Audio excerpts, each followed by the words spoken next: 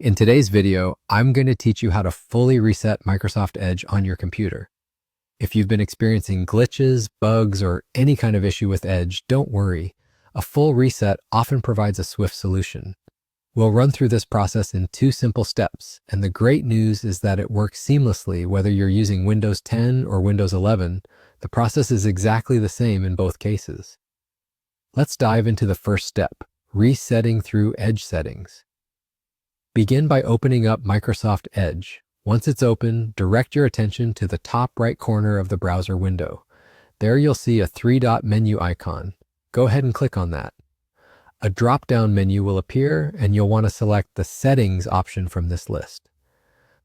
On the left-hand side of the screen, you'll notice a section labeled Reset Settings. Click on that, and then you'll see an option that says Restore Settings to their default values. Click on it, and when prompted, confirm by clicking the Reset button. Just like that, you've completed the first step. Now let's move on to the second step, which involves manually deleting any leftover Edge data. First, ensure that you close Microsoft Edge completely. After that, press the Windows key along with the R key on your keyboard. This will open up the Run box. In this box, type in %local app data % and press Enter or click OK. A folder window will pop up. To navigate efficiently, use your keyboard to press M, which will help you quickly locate the Microsoft folder.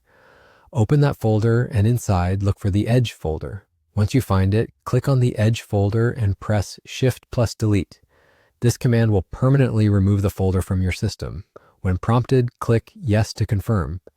If you encounter any files that can't be deleted, feel free to skip those without concern. With these steps completed, you can now open Microsoft Edge again. You'll find that everything has been reset to its original state.